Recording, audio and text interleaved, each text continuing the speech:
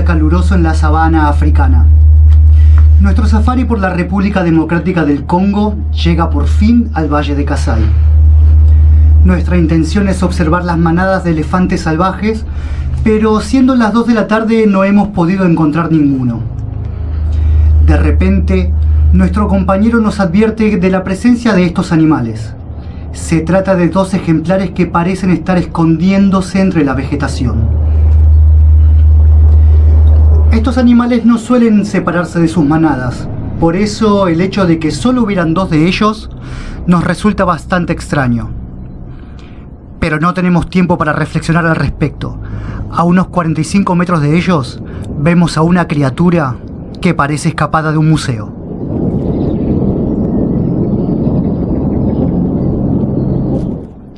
Un lagarto de unos 14 metros de largo y 7 de alto se acerca caminando sobre sus 2 patas, de color rojizo y con líneas negras surcando su lomo. El terror nos invade completamente. La criatura no parece notar nuestra presencia.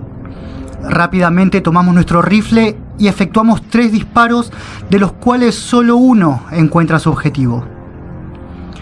Con un rugido estremecedor, el monstruo prehistórico se aleja adentrándose en la jungla. Nuestro compañero está en completo estado de shock. Lo ayudamos a incorporarse y nos dirigimos a nuestro campamento base. Nuestro camino se ve obstruido por un enorme pantano, pero la forma más rápida de llegar es cruzándolo sin rodeos. Internándonos en el agua y avanzando muy lentamente, sentimos que la jungla nos acecha a cada paso buscando devorarnos. Es entonces cuando escuchamos detrás de nosotros el inequívoco sonido de un animal sumergiéndose.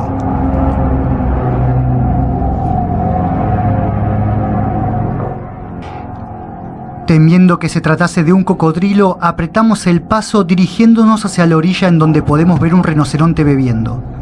De repente, una gran masa de agua se levanta cerca de él a unos 20 metros de nosotros, surgiendo de ella otro enorme reptil de similares características que el anterior. La criatura se abalanza sobre el rinoceronte, matándolo casi instantáneamente. Nuestro compañero huye despavorido llevándose el rifle. Nos escondemos detrás de unos arbustos a contemplar la dantesca escena, mientras escuchamos los huesos del rinoceronte romperse en las fauces del enorme lagarto. Vemos cómo una de sus patas es arrancada limpiamente. Antes de que el reptil se sumerja en las aguas profundas del pantano, tenemos el atino de sacarle una foto con nuestra cámara. Foto que 20 días después ilustraría las páginas del diario The Rhodesia Herald. Esto es Punto Cero. Estar solo en este ciclo me va a acompañar mi amigo Alexis Escolarici. Buenas noches, Alexis. ¿Qué tal, Gonzalo? ¿Cómo te va? Esta noche vamos a tener un programa muy particular. Vamos a contarles un poco de qué se trata esos asuntos que tienen que ver con aquellos animales de los que no se tiene registro oficial. Aquellos esquivos eslabones perdidos de la naturaleza que muchas veces se ha tratado de demostrar su existencia, pero es una cuestión muy complicada. Y esta noche vamos a hablar justamente de eso. Les vamos a contar qué es la criptozoología, de qué se trata y cuáles son estos esquivos animales. Pero antes, Alexis, ¿dónde nos puede contactar? Recordá que nos podés encontrar en nuestras redes sociales, por Instagram, @.0 paranormal, por Facebook, .0 radio, o si no, ver nuestros programas ya emitidos por YouTube o iVoox en .0 paranormal. Y por mail a programa.0radio@gmail.com. Muchas gracias, Alexis. Bueno, en este caso vamos a hablar hoy de qué es la criptozoología. La criptozoología es un término que deriva de 3 vocablos griegos: criptos, que significa oculto; zoos, que significa animal; y logos, que significa conocimiento, estudio. Entonces es una pseudociencia, en realidad es una pseudociencia porque no sigue el método científico tradicional, que acuña este nombre a través de el zoólogo francés que se llamaba Bernard Hibelmont. Él era un zoólogo doctorado en zoología en la Universidad de Bruselas, en Bélgica, y tuvo una vida muy complicada. Él fue capturado durante la Segunda Guerra Mundial, llevado a un campo de concentración del cual pudo escapar, y bueno, pudo continuar con sus estudios.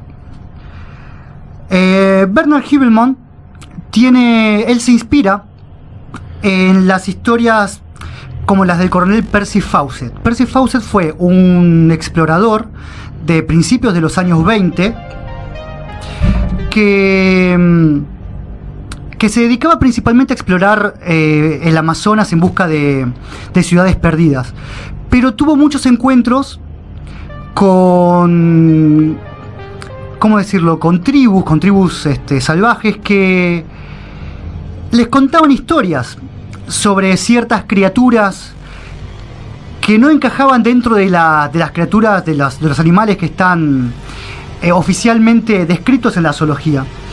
Él, por ejemplo, cuenta que en el año 1907 en el río Amazonas se encontró con una anaconda de 18 metros a la que dieron caza y pudieron medirla, y que después en el río Paraguay, en el mismo año, pero más adelante, todo internado dentro del Amazonas, se encontraron también con una serpiente gigante de unos 24 metros. No hay registro actualmente de ninguna serpiente que haya llegado a medir esa longitud.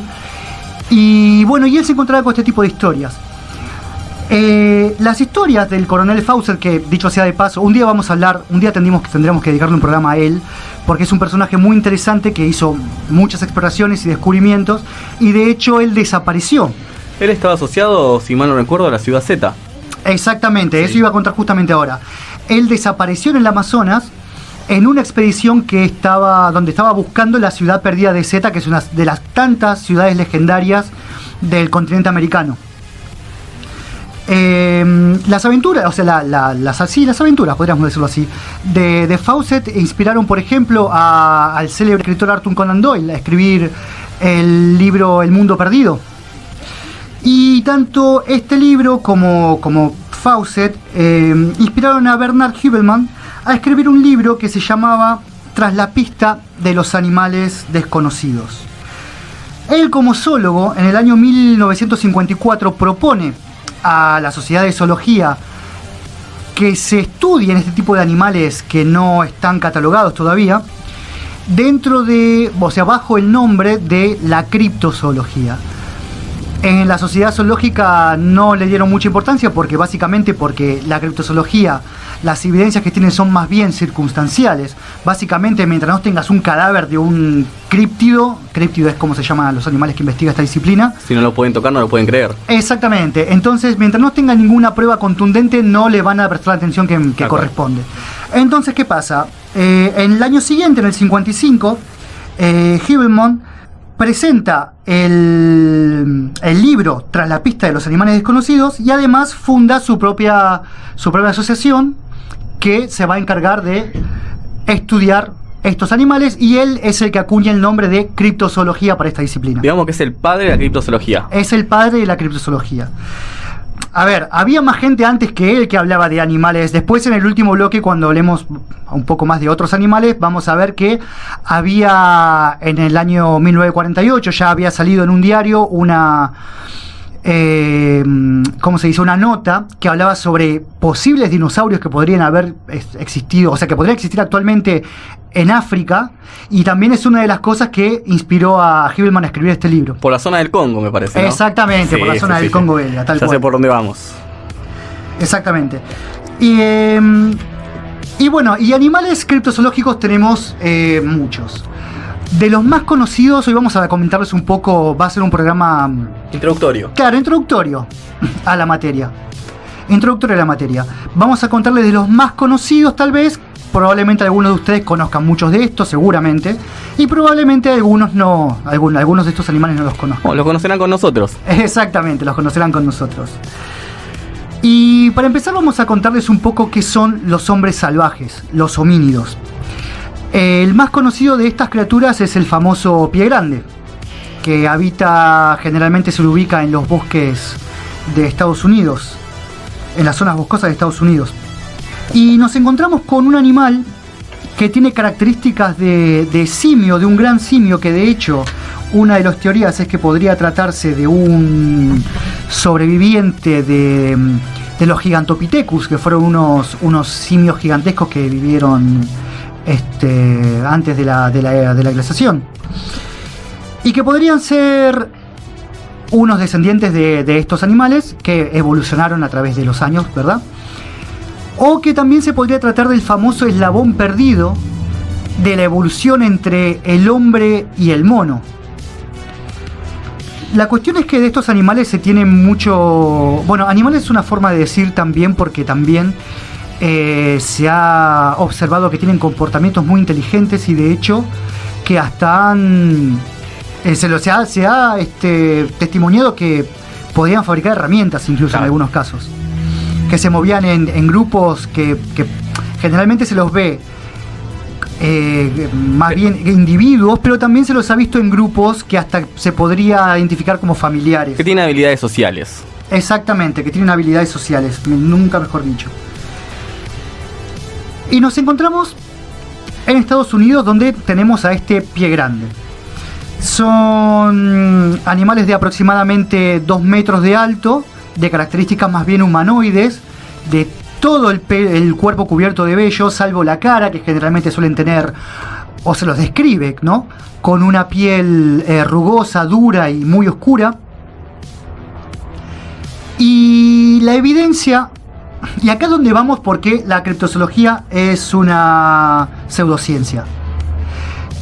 Porque la evidencia que hay sobre esta criatura es muy circunstancial, pero también es muy...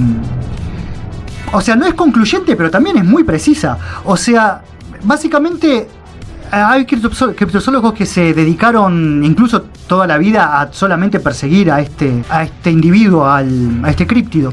Hay biólogos que se fanatizaron tanto con la idea de encontrarlo que se volvieron indirectamente ya criptozoólogos.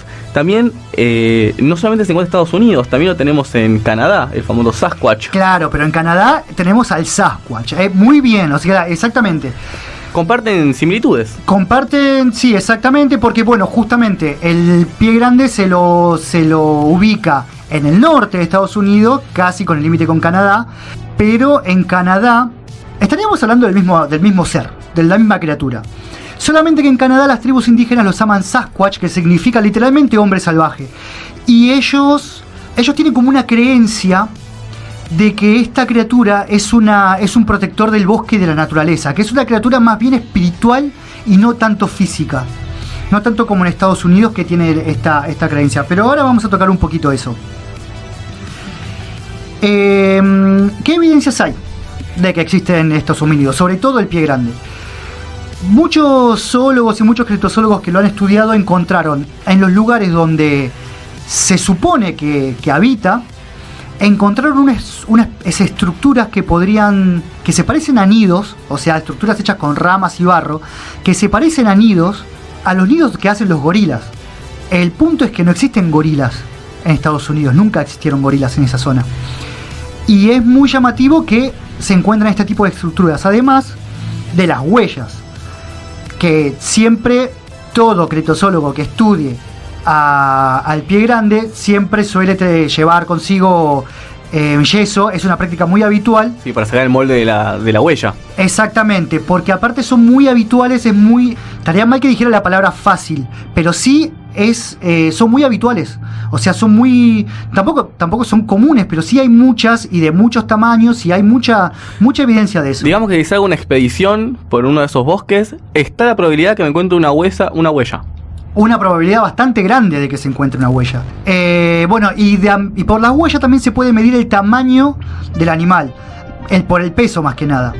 Y generalmente también, obviamente, hay un montón de huellas que son falsas, y se puede identificar principalmente por dos cosas. La primera, por la profundidad de la huella. La profundidad de la huella determina qué tamaño tiene el animal que pasó por ahí. Entonces, hay huellas que determinan que el animal tenía menos de 100 kilos, entonces generalmente se las desestima, y hay otras que demuestran que ese animal tenía mucho más, hasta 200 kilos o más. Y además hay muchas huellas que tienen impresas lo que vendría a ser como las huellas dactilares. de los dedos, la rugosidad de los talones y de los dedos, que es muy difícil de falsificar. Y bueno, y algunas de las huellas también se encontraron restos de pelo del animal. Y una de las evidencias más famosas y a la vez controvertidas es la famosa filmación Patterson. Se trata de una filmación hecha por un lugareño llamado Roger Patterson, y el camarógrafo era Robert Gimlin.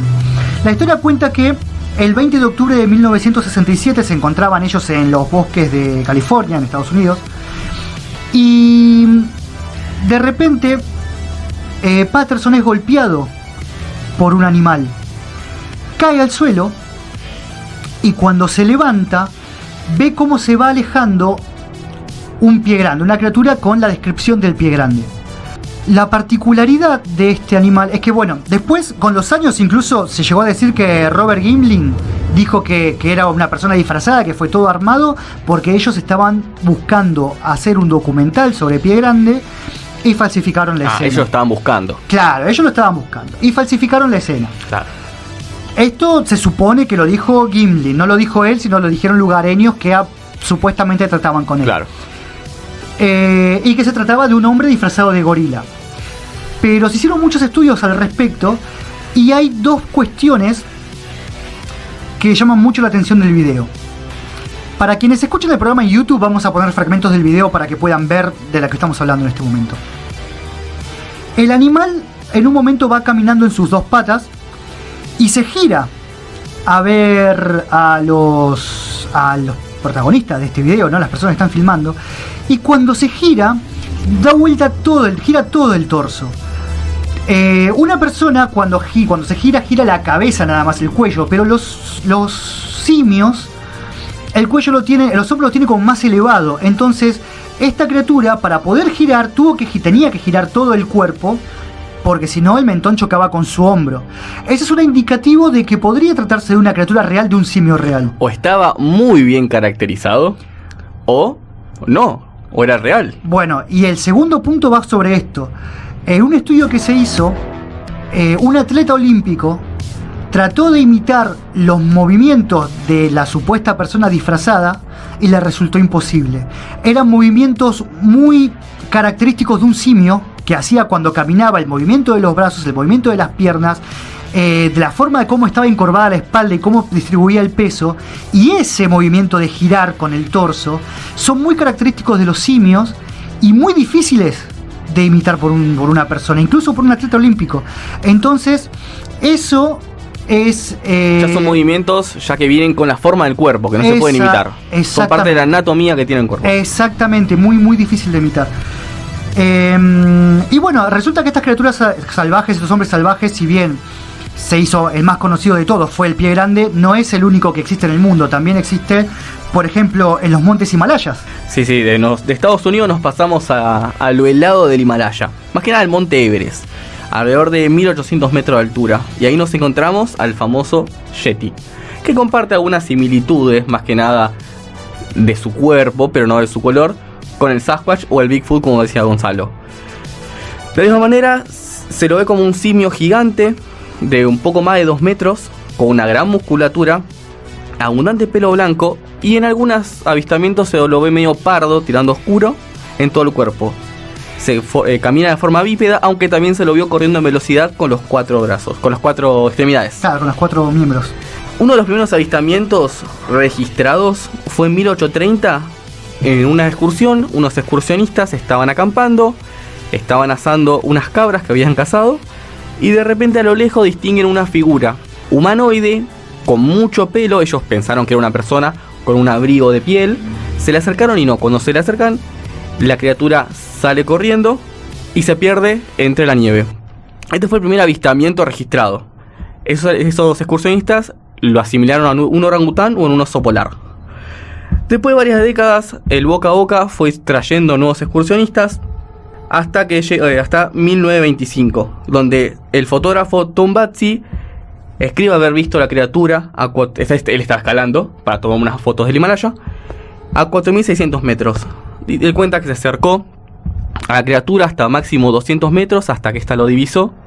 La describe como, de la misma manera que describían en el Facebook, un ser como un gorila de 2 metros, 2 metros y medio, con abundante pelo blanco, una musculatura impresionante, la cara lampiña, bastante pálida, con unos ojos rojizos y bastante penetrantes. Él mismo comenta, dice, era exactamente como un humano, caminando erguido y moviéndose entre los arbustos. Se veía en la nieve, sin ropa, y sus huellas eran mucho más grandes que las de un humano. Con esta información, él volvió a la comunidad científica y explotó el tema de buscar a lo que era el Yeti. Hasta que en 1954 se llevó la famosa expedición de Mail, que duró 6 meses, en la cual fueron científicos de toda índole, antropólogos, biólogos, geólogos, y la verdad no pudieron encontrar absolutamente nada. También el clima claramente no ayudaba, las condiciones no eran las óptimas para hacer una investigación de esta manera. Calculemos que en esos climas pueden vivir cabras y algún que otro felino que esté totalmente adaptado. Las personas claramente les costó un montón estar mucho tiempo ahí arriba sin entrenamiento. Sería después de esta exhibición cuando el periódico Raíz Azar lideró un grupo en lo que se sumaron nuevamente varios científicos, todos ellos esta vez apoyados por 200 sherpas, en los cuales lograron llevar moldes de yeso de estas huellas. Tras esta expedición de Mail, Tom Slick financió nuevas integrantes, en los cuales se encontraron heces del Yeti, las cuales, cuando se investigaron, encontraron un parásito, el cual no estaba notariado en ningún libro, un parásito que no tenía ningún antecedente. Claro, que no estaba catalogado en los anales, digamos, del... Nada, es totalmente nuevo. De hecho, Berman Humans mencionó, dado que cada animal tiene sus propios parásitos, esto indica que el animal huésped es igualmente desconocido. Pasado el tiempo, pasadas las décadas, siguieron nuevas investigaciones, siguieron nuevas expediciones sin encontrar absolutamente nada. Sin embargo, el gobierno de Estados Unidos se tomó muy en serio el tema de encontrar el Yeti. Y en 1959 se lanzaron 3 leyes. Las 3 decían que primero, para hacer una expedición hay que pedir permiso a Nepal. La segunda, que el gobierno de Nepal tiene que aprobar que toda noticia encontrada la puedan compartir con el mundo. Sin la aprobación de ellos, no puede salir de Nepal. Y la tercera, la más rara o loca, por así decirlo, era que si vos te encontrabas con el Yeti, no tenés permiso a dispararle, cazarlo o hacerle algún tipo de daño. Básicamente no tenés permiso para recolectar evidencia de su existencia. No podés hacerle nada. Si él te ataca, sí, pero no, primero la vida del Yeti. Bueno, y esto es justamente una de las cosas que hablábamos antes, ¿no? El hecho de las pruebas circunstanciales. Que el gobierno de un país esté tan receloso de que se revele información sobre una criatura que supuestamente no existe, es más que llamativo. Tal cual, pero es también por una competencia, a ver quién lo encuentra primero. Y por también limitar esa competencia. Pero bueno, las pruebas redundantes que encontraron no eran lo suficientemente... O sea, no encontraron un cuerpo para ir a cazarlo y nada por el estilo. Yo había escuchado una vez una historia de unos monjes tibetanos que tenían Tiene un templo. Sí, era un templo que estaba sobre el monte Everest, que tenían supuestamente reliquias, pelo, huesos, pero después se desbarató eso porque eran falsas. ¿Todas eran falsas? Sí. Todas las... Claro, ellos lo tenían como reliquias. Lo tenían como reliquias hace un montón de años y después se hizo las pruebas correspondientes y el pelo era de cabra y los huesos eran de zorro. Pobre, ellos querían que tenían una oro, pero bueno. Y bueno, y además de... Ya, estos son los críptidos, los homínidos más familiares, más conocidos, los que tuvieron más relevancia a lo largo de la historia. Pero después tenemos muchos más. Prácticamente cada región del mundo tiene su hombre salvaje, su leyenda del hombre salvaje. En el Himalaya, aparte del Yeti, tenés también al Meto Kangmi. Después, por ejemplo, en Australia tenemos al Yowie. Y también, esto es una particularidad, no todos los hombres salvajes son gigantes de 2 metros como los casos que acabamos de mencionar. Por ejemplo, el Yowie no tiene ese tamaño tan descomunal. Después tenemos en Brasil al Maricoxi, que del Maricoxi también se habla, el Maricoxi está en la zona del Amazonas brasileño. Y se dicen muchas cosas, se dicen que es un hombre salvaje, Se piensa también por su descripción que podría ser una especie de megaterio. El megaterio era un perezoso gigante también extinto durante la última glaciación. Y después se tiene descripciones más fantásticas, como que tiene un solo ojo, que no tiene cabeza, tiene un solo ojo en el pecho, una boca donde está el estómago, tiene una boca y los pies. Eso más que nada es interpretación, me parece. Bueno, pero ¿sabes la particularidad que tiene esto de los pies al revés? Hay un montón de leyendas, tanto acá en Argentina como en el norte de Argentina, como en Brasil, Paraguay, de criaturas que tienen más semejanza con los duendes, y esta particularidad de los pies al revés, para despistar a sus perseguidores, tienen los pies al revés. Y eso, bueno, un día vamos a hablar de esas pequeñas casualidades que tienen este tipo de historias. Después, por ejemplo, en Nueva Zelanda tenemos al Moheau, que también es otra criatura, otro homínido, otro hombre salvaje. El Tunishuk en Groenlandia, que es un continente prácticamente de hielo. Hay muy poca civilización en esos lugares. Y tenemos este hombre salvaje. Después el Almas en Mongolia. Tenemos el Orang Pendek en la isla de Sumatra, que es un animal que se supone que mide 1 metro, 1,5 metros de alto. Este es enano. Después tenemos los sisemites. Tenemos una gran variedad de hombres salvajes que da a pensar. O sea, da a pensar por qué tantas civilizaciones o tribus nativas tan alejadas en el espacio y en el tiempo comparten las mismas leyendas de estos hombres salvajes, que a veces son un animal más, a veces son espíritus protectores del bosque, a veces los toman como animales benignos, como animales capaces de hacer el mal, dependiendo de la cultura. De la cultura, exactamente. Y con esto vamos a dejar ya el primer bloque de Punto Cero. Vamos a ir a la tanda y cuando regresemos vamos a hablar un poco más. Vamos a contarles de un famoso monstruo que vive en un famoso lago de Escocia.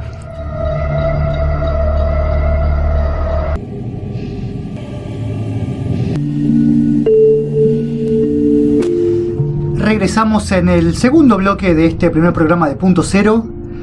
Y tenemos unos mensajes que nos llegaron a través de WhatsApp. Nos mandan saludos Laura González de Moreno, Pablo Díaz Romero de Sanz Peña y Susana Chil. Todos ellos, que la verdad les agradecemos muchísimo el cariño que nos mandan. Muchísimas gracias por acompañarnos, chicos. Y bueno, y si quieren aprovechar esta vía de contacto para hacernos preguntas, para contarnos sus casos, me gustaría mucho que la gente que nos esté escuchando se puedan comunicar al 5435-9119 o 5435-9120 y nos cuenten o nos pregunten cosas o nos cuenten sus casos. Si ustedes alguna vez les pasó que vieron algún animal que no pudieron identificar, les pasó que vieron alguna luz en el cielo, o en sus casas pasan algunas cosas raras, que de esas cosas que no se animan a contar porque nadie les cree, que pierdan la vergüenza y nos cuenten, que nosotros recibimos todo. Nosotros recibimos todo y nos encantaría escucharlos. Ahora vamos a contarles un poco de lo que son los monstruos lacustres, que son estos monstruos que viven en los lagos. Estas criaturas desconocidas que se investigan, que a veces salen. Muchas veces hay un término que se usa en el periodismo que se llama las serpientes de verano, las serpientes marinas de verano, que es cuando ponen noticias de color, digamos, cuando no hay noticias de las que se consideran noticias de verdad, y ponen este tipo de noticias, las noticias de color, y se las llama serpientes de verano justamente porque muchas veces tienen que ver con apariciones de serpientes en los lagos. ¿Y cuál es el monstruo lacustre más famoso de la galaxia? Vamos a hablar de el seguramente ya conocido y el famosísimo y querido por todos, el famoso monstruo del lago Ness, el famoso Nessie. Nos vamos a situar en el lago Inverness, en Escocia. Vamos a ver, es un lago de aproximadamente 56 kilómetros de largo por 280 metros de profundo. Es un lago que casi no tiene visibilidad, un clima totalmente frío. Los relatos narran una criatura de cuello largo. Algunos hablan de una serpiente, otros hablan de una especie de dinosaurio extinto, de un gran tamaño con una gran mandíbula. y un color grisáceo oscuro. Estos relatos y estos avistamientos narran desde hace muchísimos años. De hecho, el primero es en la Edad Media, está registrado en el año 565 en el texto de Vida de San Columba, en el cual narra el encuentro de un monje escocés con la criatura luego de esta misma haber asesinado a un pescador. El monje no tuvo el avistamiento de hecho, pero sí pudo divisar huellas y movimientos de ondas bastante gigantes en el agua y el pescador despedazado. ¿Este fue un caso de que el monje trató incluso de exorcizar el lago? Sí, exactamente. El monje estaba con intenciones religiosas en la zona. Estamos hablando de una zona donde estaban los pictos, que eran unos pueblos originarios. Volviendo al tema, bueno, los pictos adoraban a Nessie, por así decirlo, lo adoraban y le temían también, porque si vemos las artesanías de los pictos, vemos vasijas en las cuales el monstruo devoraba a las personas. Se dice que dejaban gente moribunda como sacrificio para que la bestia no los atacase. Era algo, medio turbio, pero era su creencia. Y claramente este monje venía a hablarles de la nueva religión. Eso en el año 565. Mucho después nos pasamos al primer registro de la nueva época, por así decirlo, en 1868, sobre unos rumores de una criatura marina que registró el periódico Immer Corner. Después de eso hubo avistamientos, pero no se llevaron a cabo muchas descripciones de eso, porque ninguno era contacto directo. Eran una ola, se movía un barco, no era tan verídico, no era tan potable.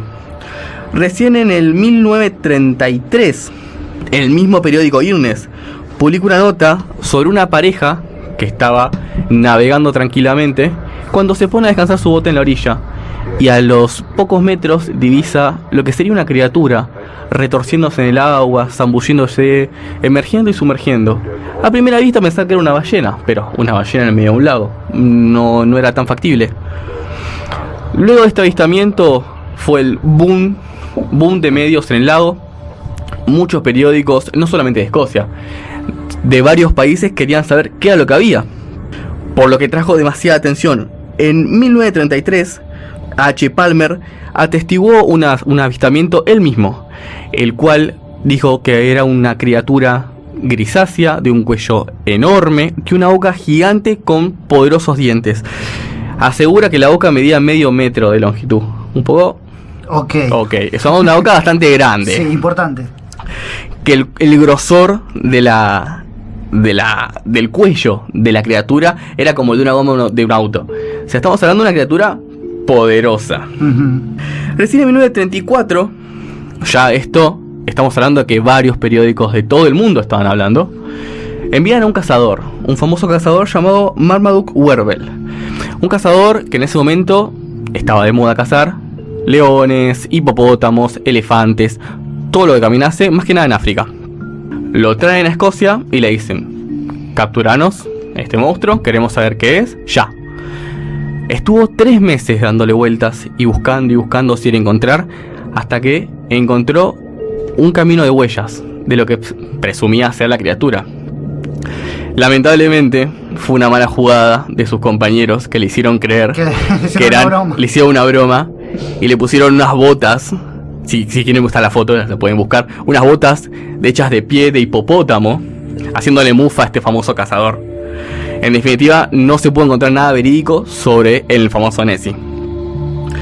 Ese mismo año, y esto vamos a hacerle un pequeño guiño. En 1934, estamos en 21 de abril. Este mismo día, justo hoy, en 1934, se sacaba la famosa foto que dio vuelta al mundo, que seguramente todos la habremos visto sin saber lo que era, o buscándola, que se ve perfectamente la silueta del Nessie saliendo con esa distintiva forma del cuello, como si fuese, un dinosaurio, algo prehistórico del lago. Lamentablemente, para el que no sepa, esa foto era falsa. Fue una jugada del mismo Marmaduke Wervell que lo falsificó. ¿Y por qué lo falsificó? Porque estaba enojado. Porque claramente es humano y tenía ira, quería venganza. ¿Y qué pudo hacer? Y le salió perfectamente. De hecho, esto se descubrió que era trucho, que era mentira, en 1994. Estamos hablando de décadas y décadas. Sí, prácticamente 60 años. Tal cual. ¿Y cómo hizo? ¿Cómo hizo para falsificar la foto? ¿Qué fue lo que hizo?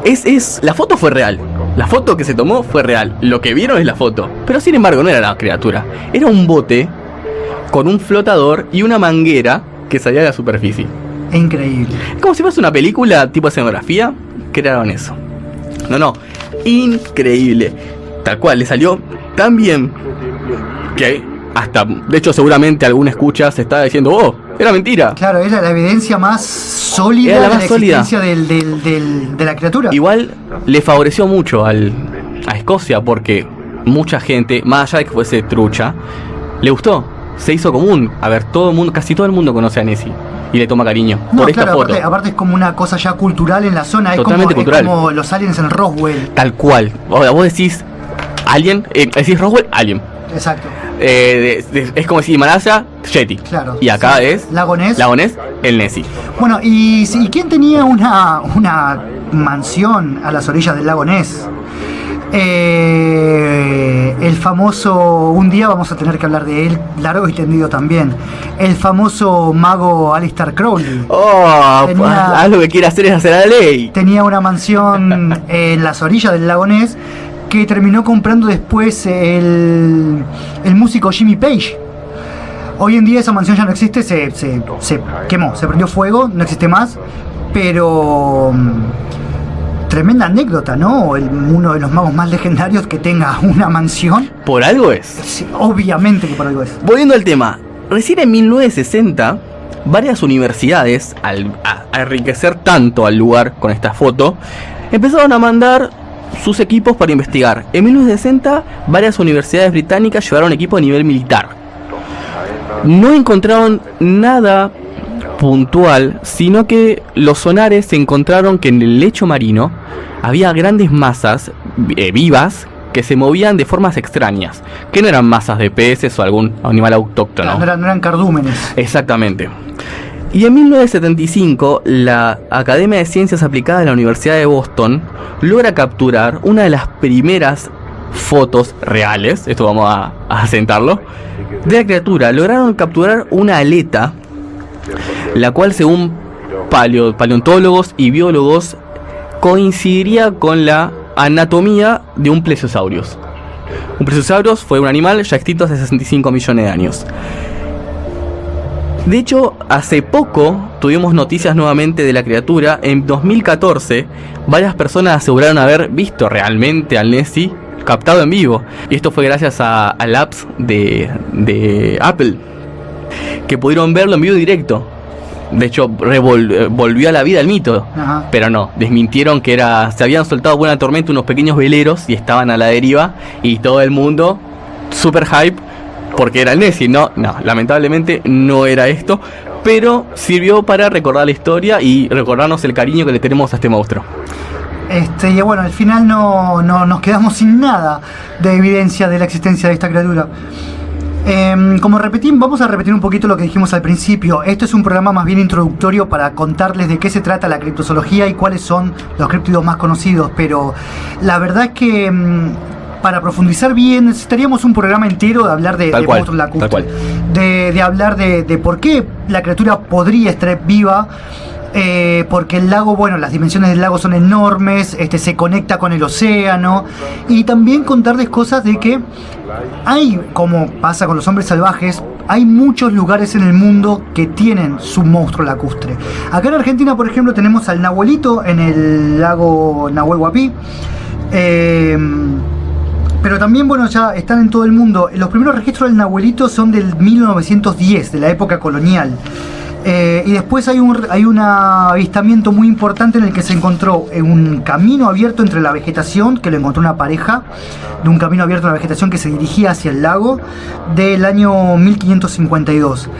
Hay una foto muy famosa también de la cabeza de la criatura emergiendo del agua. También quienes lo estén viendo en YouTube seguramente en este momento van a estar viendo una imagen. Y mencionar también que existen más animales de estos.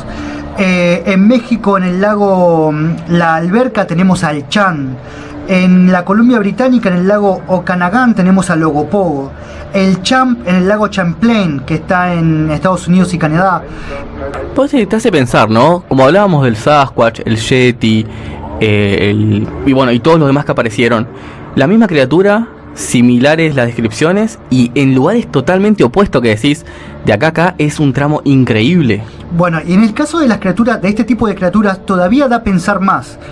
Porque si bien hablábamos de Hibelman antes, de que él escribió el primer libro de criptozoología, en realidad hay un libro anterior a ese, que también fue inspiración para él para escribir este otro libro, que hablaba de serpientes marinas, porque las serpientes marinas son un mito desde que el hombre se subió a un barco.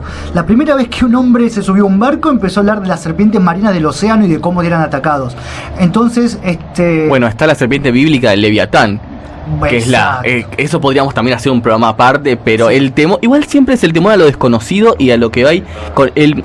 De que el hombre zarpó ya tenía miedo al océano y a lo que estaba bajo de él. Tal cual. Y alimentado por la cultura, la filosofía, el escepticismo, se nutrió terriblemente y dieron lugar a que animales fuesen magnificados como seres divinos. Exactamente. Pero bueno, para poder indagar un poco más en esto, un día vamos a dedicarle un programa incompleto a monstruos lacustres y contarles un poco más sobre estas cosas. Ahora vamos a pasar a otro tema. Y este va a ser el último tema de la noche y tiene que ver con dinosaurios. Ya veníamos hablando del monstruo del lago Ness, que podría ser un plesiosaurio que todavía sigue vivo, pero ahora parece que podríamos encontrar otros tipos de dinosaurios. Pero antes de eso, algunos mensajes más que nos llegaron a WhatsApp. Nos saluda Silvia Ordóñez, que dice: qué interesante, cuente la historia de mi abuelito. Silvia, te la debemos para otro programa. Muchas gracias por escribirnos, pero si empezamos a hablar ahora, no se termina más. Exacto, te prometo, te Silvia, prometemos, que vamos a hablar de mi abuelito y te vamos a mencionar para que recuerdes. El punto cero de esta historia es el año 1948, como les decía antes en el primer programa, en el primer bloque. La revista Saturday Evening Post publicó un artículo llamado There Could Be Dinosaurs, que significa podrían haber dinosaurios, escrito por Ivan T. Sanderson, que era un biólogo y un zoólogo de la Universidad de Cambridge. ¿Qué decía este artículo? Este hombre, Ivan Sanderson, estuvo investigando en la República Democrática, bueno, en lo que ahora es la República Democrática del Congo, en esa época el Congo belga, historias que les contaban los pigmeos sobre una criatura que muchas veces se la describía como un elefante dragón. Una criatura de aspecto reptiloide, del tamaño de un elefante, con cuello largo como los saurópodos, como los brontosaurios. No sé si la mayoría se acuerda de la película Jurassic Park, esos dinosaurios. Los cuello largo. Exactamente, el cuello largo. Enormes de Exacto. Cuello largo. Pero esta criatura mide el tamaño de un elefante. Y la particularidad que tiene es que es carnívora, a diferencia de los saurópodos, que eran herbívoros. O por lo menos esto cuentan los pigmeos. Esta criatura es conocida entre los pigmeos como el Mokele Mbembe, que en su idioma significa literalmente aquel que bloquea los ríos. Y es porque su tamaño descomunal justamente provoca el bloqueo de los ríos. Este artículo de esta revista contaba la existencia de esta criatura y de los relatos que Sanderson estuvo recolectando durante años de las tribus pigmeas. Y les contaban cómo ellos tenían habituales encuentros. Eran raros, eran encuentros raros, no eran habituales, pero sí los tenían, estaban reconocidos. Y hasta le contaron de una vez que cazaron uno de estos animales y se lo comieron. Se lo comieron, tal cual. Y se lo comieron. Es que es bastante normal, en esas tribus. De hecho, las tribus, como que cuando comen a un animal o a alguien, un buen cazador, asimilan esas características. Por ejemplo, comen un oso, le comen las garras. Y ellos asimilan a su cultura las garras del oso. Bueno. O un buen cazador se come las manos y tiene las habilidades del cazador. Bueno, sí, un día vamos a hablar de eso, podríamos hablar de eso, de tribus salvajes de África que tienen, yo recuerdo, ahora me viene a la cabeza los mokelé, que supuestamente tienen características de cocodrilo, o sea, supuestamente son hombres que se pueden convertir en cocodrilo. Y bueno, tiene también, bueno, mokelé, comparte el nombre con los mokelé Membe, de hecho es una tribu. Y estas tribus lo que dicen, cuentan, que comiendo los animales ganan los atributos que les duran un tiempo, que no les duran siempre, pero ganan los atributos. Y que, por ejemplo, la velocidad de un puma, o bueno, un puma no hay en África, ¿no? Pero un leopardo. Un leopardo, exactamente. O la habilidad de nadar de un cocodrilo. Y que de hecho cazan, o sea, matan a personas de otras tribus y les comen las manos para ganar sus habilidades en artesanías, en la cacería y demás. Tema muy interesante que nos llevaría bastante tiempo desarrollar también, y no es el punto de este programa ahora, pero vamos a hablar de eso en un futuro programa. El Mokele Membe, al igual que el Sasquatch, al igual de Pierre Grande, es una criatura que ha dejado huellas muchas veces y se han tomado moldes de esas huellas. Habita en los pantanos de la República Democrática del Congo. Son lugares muy difíciles, de muy difícil acceso y bueno, muy difícil de comprobar su existencia. Y a la vez existen muchos más dinosaurios, sobre todo en el Congo, como por ejemplo el Congamato. Y ese lo tiene, va justamente agarrado de la cola con el Mokeme. También es cerca del Congo, en la zona pantanosa de Yundu, al noroeste de la actual Zambia. Pero en vez de ser un cuello largo, vuela. Se lo conoce como, de hecho, Congamato significa el que ataca botes. El rompebotes. El rompebotes, exactamente. Se lo describe como un reptil volador con alas de murciélago, con un gran pico lleno de dientes, con una piel roja con vetas negras. Uno de los avistamientos más interesantes que fue en 1956, cuando el ingeniero estaba cargando agua en su catimplora en el río, y de repente lo atacan entre varios, o sea, no solamente uno, están en manada, lo atacan ciertas criaturas que no consigue reconocer, porque no son criaturas normales que vas a ver en un río, y se salva por los pelos porque se mete abajo de su auto. También cuenta que es un ser con características de reptil, con alas de murciélago, todas las características de los nativos. De hecho, la tribu Kaonde, las tribus de África siempre son muy sobrenaturales en lo que es rituales. Ritual de caza, de fertilidad. Estos, más que nada, no tienen ninguna de esas, solamente tienen rituales para evitar al Congamato. De hecho, dicen que hay zonas en el río donde tienen que estar extremadamente alerta, porque en esas zonas se ataca, ya sea porque tienen sus nidos o porque ahí se guardan. De hecho, tienen unas especies de talismanes que los hacen ellos con huesos de rinocerontes, que les ponen ciertas hierbas que ellos consideran que el Congamato no le gusta, y cuando escuchan el famoso aleteo, lo sumergen en el agua y lo sacuden haciendo un ruido un poco más fuerte, y eso supuestamente ahuyenta al Congamato. Si bien hubo más avistamientos, uno de los más recientes, se puede decir, fue Ivan Sanderson, un naturalista británico. Claro, Ivan T. Sanderson, el mismo que estudiaba el Mokele Membe. Ahí vamos. Que estaba en Camerún. Haciendo escribiendo su libro sobre ciertas hierbas curativas en los lechos de los ríos, y que cuando estaba también lavándose las manos, escuchó un aleteo, se levantó, miró para atrás y tenía parado, no volando, una criatura que le pasaba como 3 cabezas de altura, con una envergadura increíble en lo que era ala y pecho, rojiza y con grandes dientes. Por los pelos logró huir, metiéndose en el río y nadando y escapándose por la espesura. Y lo que es bastante interesante, cuando le contó esto a los nativos le dijeron que sí, que era una criatura conocida, pero no se llamaba Congamato, se llamaba Uliteo. Entonces estamos hablando de, como hablábamos recién, 2 criaturas prácticamente iguales, con diferentes nombres, en 2 lugares diferentes. Tal cual. Y esto es un poco lo que hablábamos antes de las pruebas circunstanciales, ¿no? Esto de las tribus que tienen un ritual para ahuyentar a este animal que supuestamente no existe. O un día, cuando vamos a hablar de la Shiva Fofi, por ejemplo, que es hermosa, una araña gigante, hermosa. Una araña de una envergadura de 1 metro. Alabemos a Shiva Fofi. ¿Cuál es la evidencia más característica de este animal? Que hay una tribu que construye sus chozas de forma circular, de una forma muy particular, circular de arriba hacia abajo, y la paja envuelve toda la choza, y la construyen así para protegerse de la Shiva Fofi. Entonces, este tipo de evidencia, que es, si bien circunstancial, porque no es una evidencia de que la criatura existe, da que pensar de que hay tribus enteras que su forma de vida natural va para esta criatura. Exactamente. Esto también con las Camel Spider, que en el desierto hacen las casas mucho más altas para que las arañas no se metan adentro de las casas. Tal cual, exactamente. Y así tenemos un montón de circunstancias que nos llevan a pensar que estas criaturas podrían ser reales, incluso al no tener ninguna evidencia concreta y contundente. Lamentablemente se nos terminó el tiempo para nuestro primer programa. Muchas gracias por habernos acompañado, y antes de irnos tenemos un saludo especial.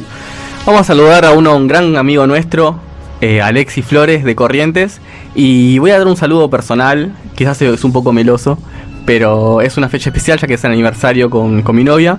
Nicole, te mando un beso enorme y te amo. Bueno, Nicole, saludos enviados, espero que estés escuchando esto y te hayas puesto colorado un poquito. Muchas gracias a todos por habernos acompañado hasta acá. Mi nombre es Gonzalo Flores, me acompañó Alexis Escolarici y un gusto. Nos encontramos el próximo miércoles. Tenemos un programa especial, ya que ese fin de semana resulta que es la famosa Noche de Walpurgis. Entonces vamos a estar contándoles de qué se trata el Walpurgis. Vamos a hablar mucho de brujería, rituales, un poco de espiritismo y cosas que les van a dar miedo, en serio. Muchas gracias, hasta la semana que viene. Nos vemos.